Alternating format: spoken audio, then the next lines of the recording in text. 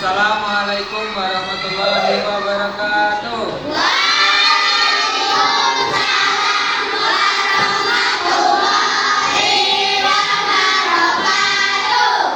Mana kamu?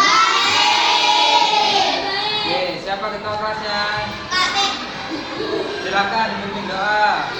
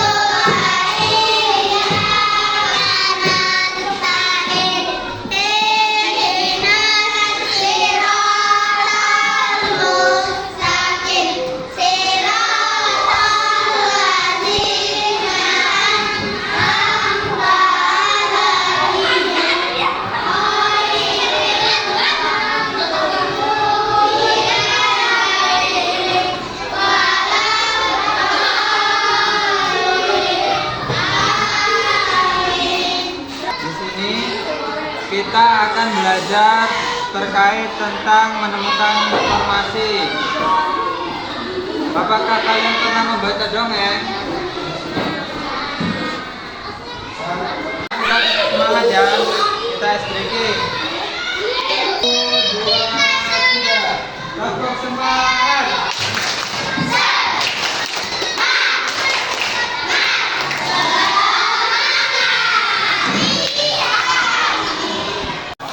Oke, kita mulai ya. Materi pertama, menemukan informasi. Teks informasi adalah naskah atau bacaan berupa kata-kata dari penulis yang disajikan sesuai kenyataan atau mengandung kebenaran. Contoh teks informasi yang pertama itu ada berita, yang kedua ada laporan, dan ketiga ada surat resmi. Terus ada pun cara yang digunakan untuk menemukan informasi dalam teks informasi, yaitu 1. Membaca dengan teliti, 2.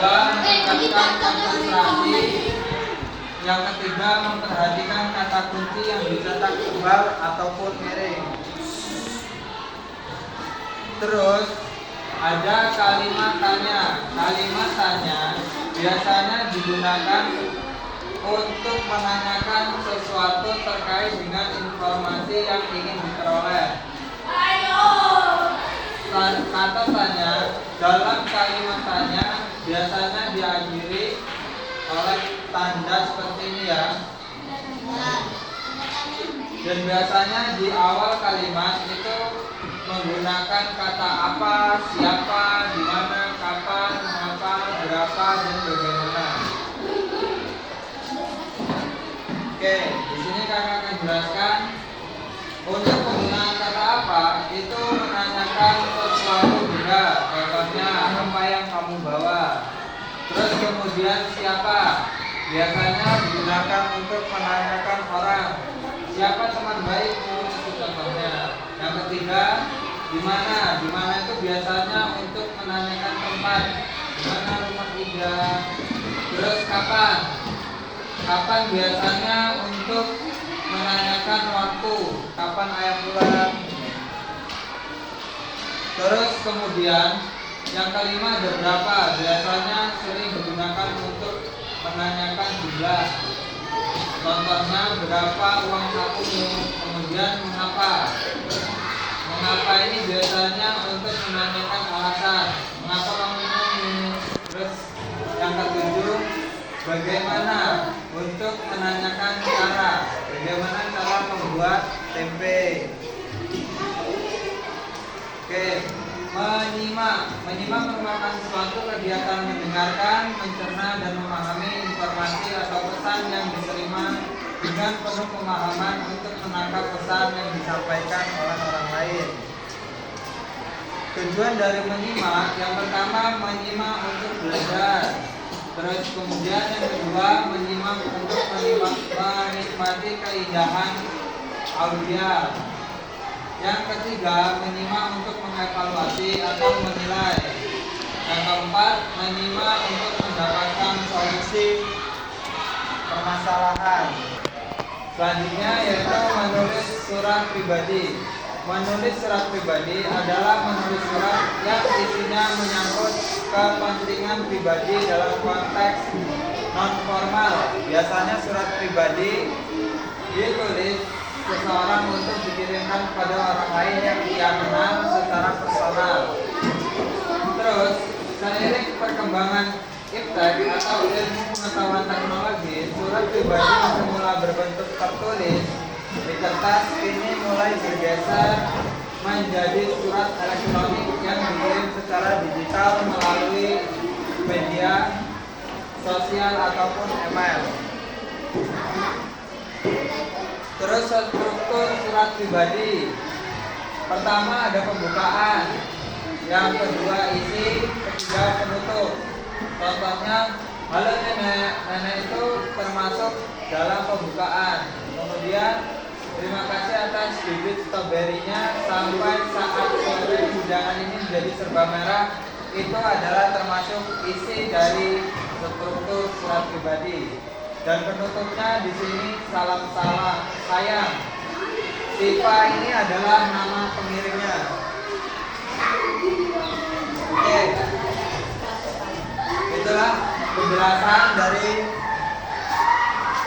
terkait dengan informasi.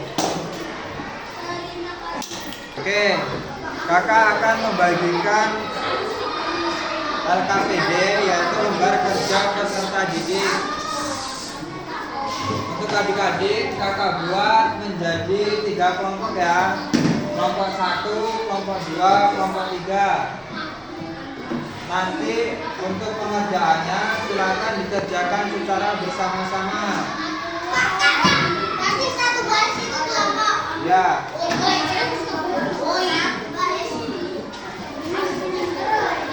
Numpang minta foto juga ya. Oke, kakak berikan ya.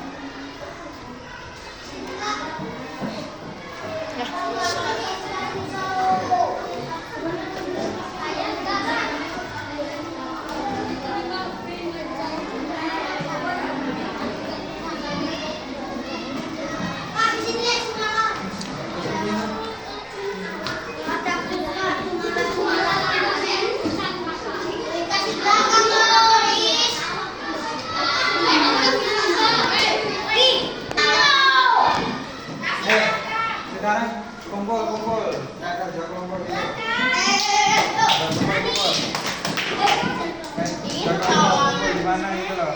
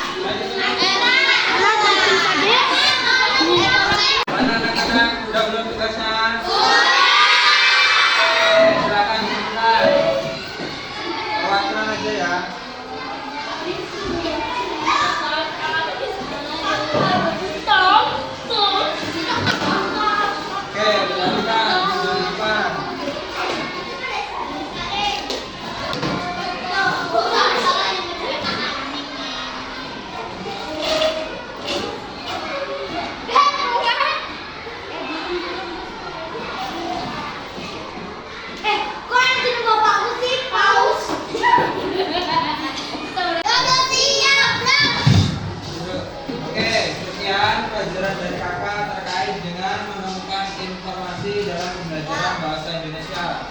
Oke, silakan ketua kelas untuk memimpin doa, kita pulang ya. Benar, Pak.